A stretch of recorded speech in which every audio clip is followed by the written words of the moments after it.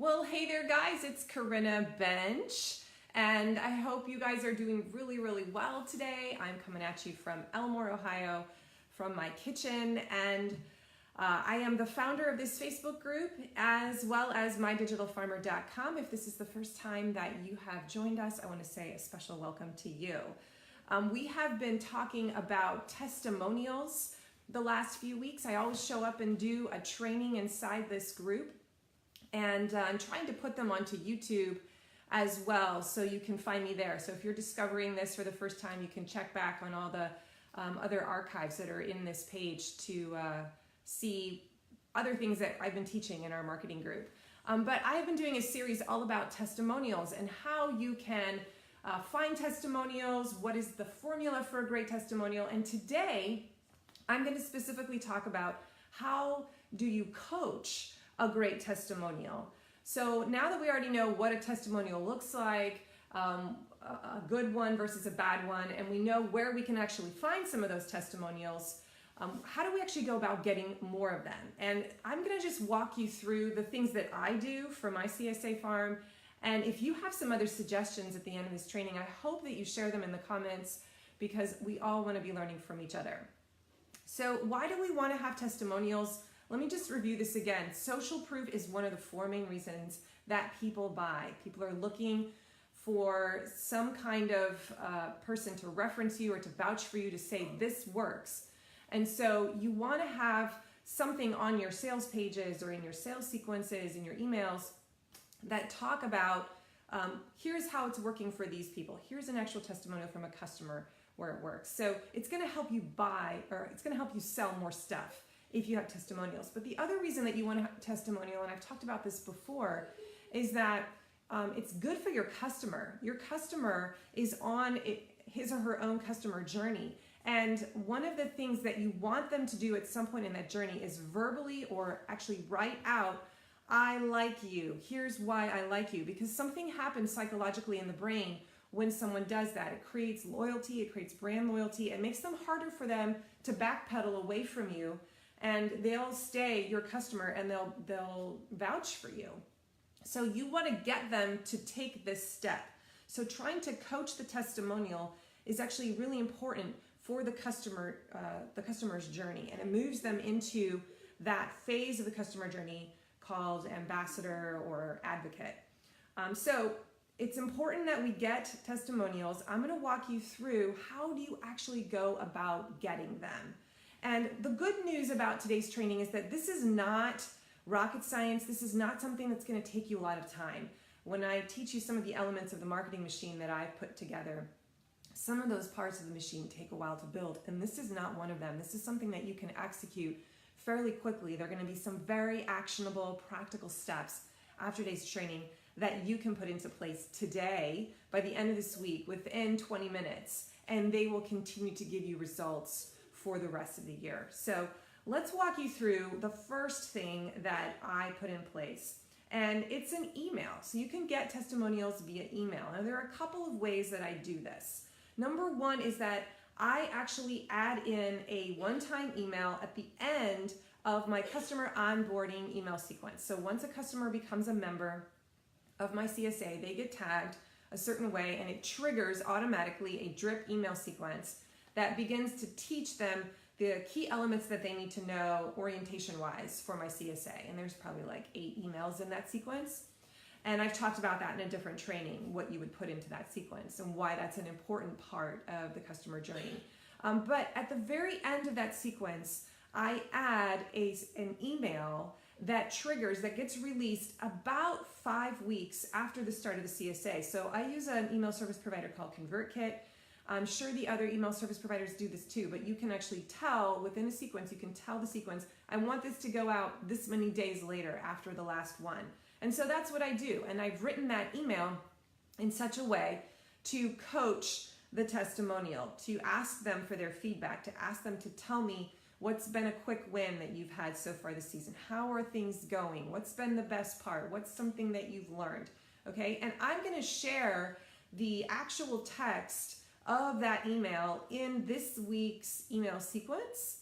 in this week's broadcast email that I send to everyone who's on my Digital Farmer email list. So if you're on my email list, you will get, within the text of that email, you will get the actual words that I use for that particular email in the series. So you can just kind of look at it and see an example of how I phrase it. But that's a really great way to do this. And what I love about it is the timing of it. This is not something that you send out, the week after you start CSA. It's not something that you might send out in December. You want to time it so that they've started CSA, they've had a few weeks, not like right away, not the first or second week, but give them a time to get into the groove where they can start experiencing results, and then ask them about it. How is this changing you? How is my CSA benefiting you? Have you learned something? What is the quick win? Okay, and you kind of coach them in this email with some specific questions. You give them examples of questions they could answer as they respond to you. You're going to ask them, I want you to write me back. Tell me what's working. And sometimes you'll get really great testimonials within those responses. Now, not everyone is going to respond, okay? I have a very large email list on my CSA. It's probably about 450 people. And that has already launched that particular email. And I think I've gotten back like maybe 12 or 15. Okay, so it's a very small percentage rate of return. But that's 12 or 15, I don't want hundreds of testimonials. That would be way too much content to sift through and manage. I just want a few nuggets. And out of those 12 to 15, there were a couple that were pretty good and that I was able to save. So you can do this for all of your funnels. If you have an onboarding sequence for each of your product lines, you can put one of these at the end of each of those sequences so that people can comment and talk about the different kinds of experiences they're having based on the product they have. Can you hear my cat? We just got a kitten and she just wandered into the kitchen and she's down there. So you're gonna hear her meowing. Boys, can you come get this cat, please? Okay. Oh my gosh, hold on. This is our kitten, Meet Dragon. Can you take her? Take her out of here. Okay, no. Sorry about that. Oh, that's my life. Okay. Okay, so again, I'm going to give you the text for that in an email that I send out today. So if you want to get that, you need to get on my email list, or you can send me an email, slfarms2, the number 2, at gmail.com, and I can send that to you. Just request it, okay? The second type of email that you can send is what I call a broadcast email. This is not an automatic one. This is not in a drip campaign that automatically triggers, but it's a broadcast email. And that's a one-time thing that you send out, whenever you feel like it. And so there are a couple of times in the year when I think about it, when I'm like, I want to just try and get some testimonials right now. And the one that comes to mind is usually like in March, when I reach out to my CSA members and I send them an email just as a broadcast, and I say, hey, I'm trying to update my testimonials inside of the my Google account, as well as inside my Facebook business page, so that as people are coming to sign up, new people are coming to sign up for this year, I want there to be some up-to-date ones. So would anybody be willing to go and just go to my Facebook business page and leave a testimonial? That's kind of how I word it. I'm like, hey, I'm just looking for a few of you to go to these two places, Google and my Facebook business page, and leave a review, just so that future people can come and they're not seeing a review from 2017. There's just a few more that are up to date. And I always have like 3 or 4 people that jump on that. And that's really all I need. I just need a few at the top of the list. So when someone's scrolling through my business page and they see the review section, they're just gonna see some names and they're gonna see dates that are more current. So I just do a one-time ask. Sometimes I do it twice a year, and that usually does the trick. So again, the timing of that's important. You need to think about what makes sense for you. Choose a time when you're really hot and heavy trying to find customers. And there's usually a couple of months in the year when you might really be like doing a launch of some sort. And that's when you want to be asking people, hey, we want those in place before that prime season hits. Okay, the second place where you can, or the second way that you can coach a testimonial is through social media. And here's a couple of different ways that I do it. So I like to ask, I do most of this inside of my private Facebook group, which is where my insiders, my CSA members are, okay? And I'll ask them an open-ended question as a post. And those open-ended questions, and sometimes it's just as simple, I'm gonna go through some of the questions at the end. But it might be as simple as like, hey, what's been one of the best parts of being in the CSA so far? Okay, just a question like that. And I'll get, 15 comments. And sometimes some of those comments are really awesome. And so that just is something that spur of the moment comes to me. I'm like, you know what, I just kind of want to get some feedback, see how things are doing, and I'll just ask a question. And then within those are always a few responses, and I cut and paste them, okay? You can also use a poll. We've had a lot of really good success with polls lately. We have a poll every Monday that goes out in our private group. It's kind of a standard formula for us.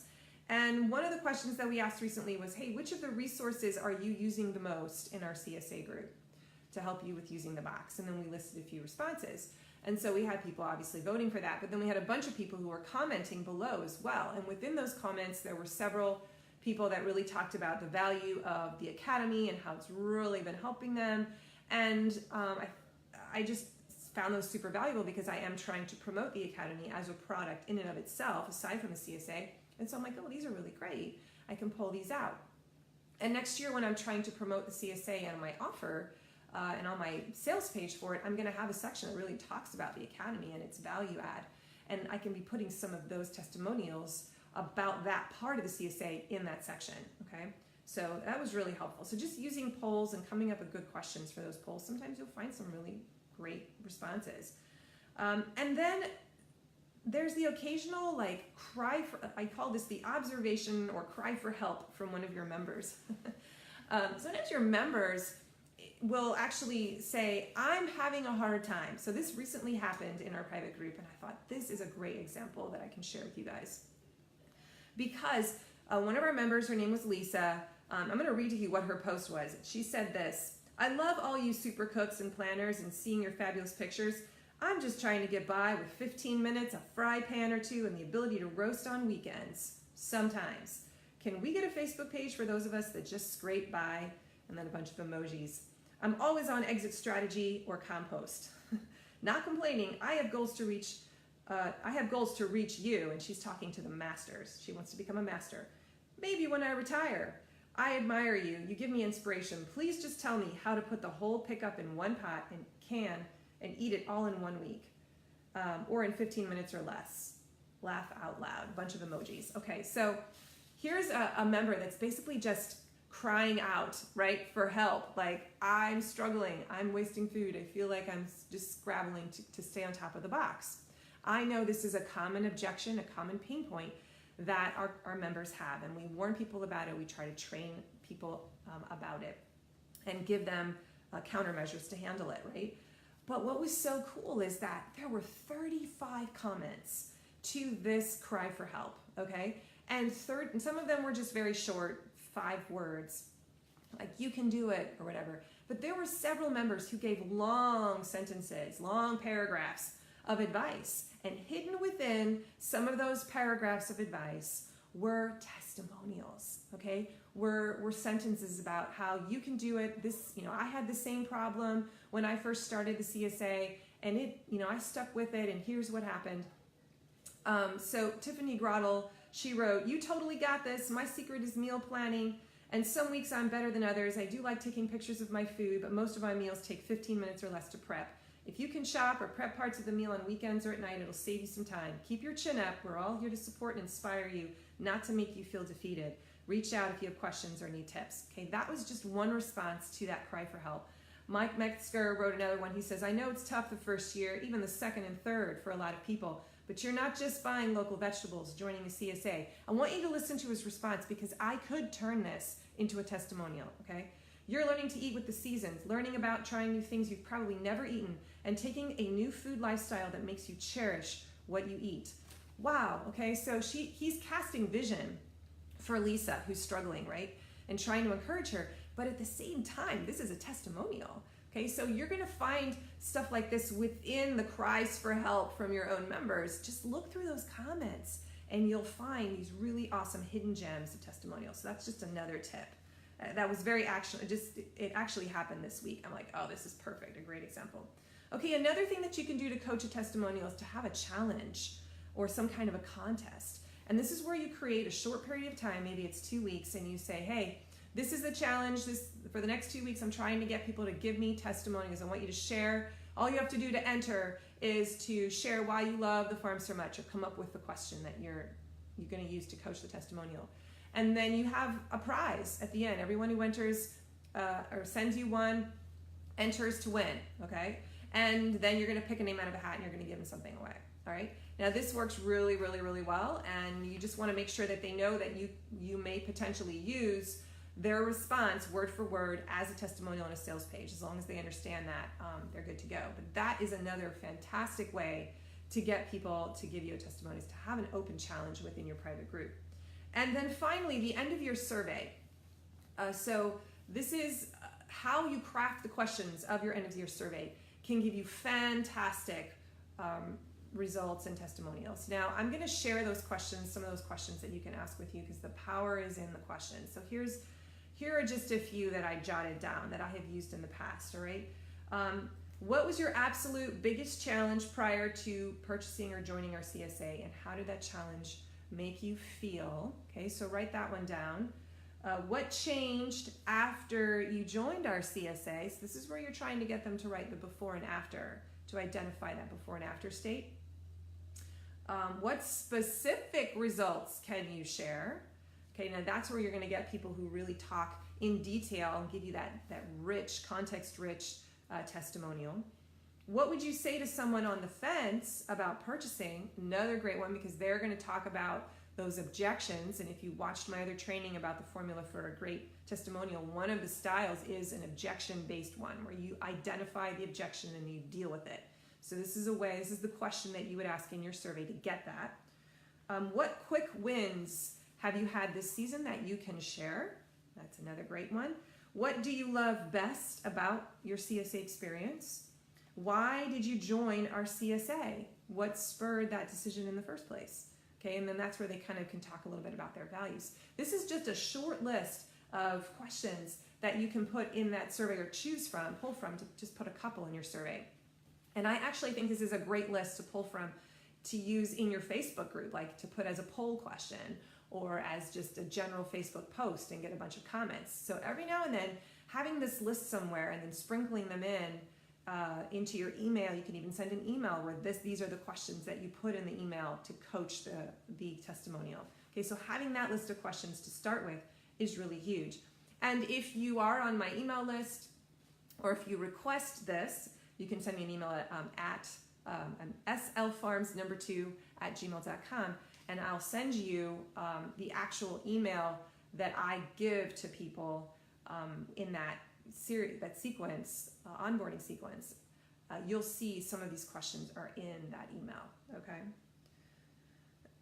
So where do you store these testimonials? Because you're going to find that they start coming in, right? When you just execute these three or four ideas, you don't have to do them all either. Just pick one or two, and all you really need is like maybe 10 good testimonials, and that will last you for a long time. Okay, so as I get these coming in, they start coming in through email. Like I said, I had about 12 or 15 come in the last 2 weeks from that triggered email sequence that I had. Or as I find really good ones on my social media posts, here's where I store them. I have 3 different places that I put them. Now, number one, I have the master place. This is my Google Doc, my testimonial Google Doc, and that's where everything eventually ends up, okay?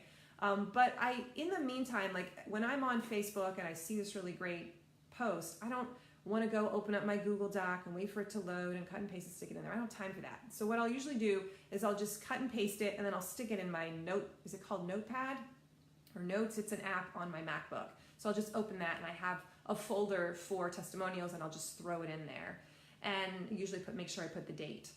And then I just later on, when I have time, I'll just cut and paste that entire Notepad folder, everything that's in there, and stick it in the Google Doc, okay? But that's just kind of my quick way to be sticking stuff in.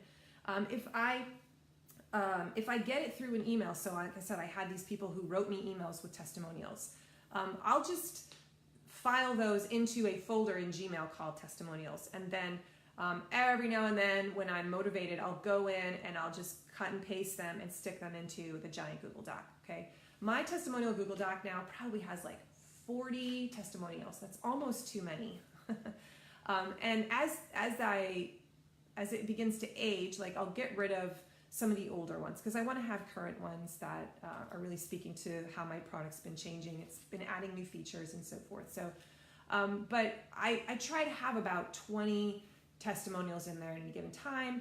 And I have different ones. I have some that really focus more on the Academy feature, and then I have some that are focusing on the relationship to the farmer feature, and I have some that are really strong about the organic piece and how it's changing people's health. So, I just kind of like to have a mix of different kinds so that I can pick and choose based on what kind of testimonial I need, what feature I want to highlight on a sales page or in an email, okay? But that is where I store them. I do have a mechanism. Now, the good news is that I don't spend a lot of time doing this.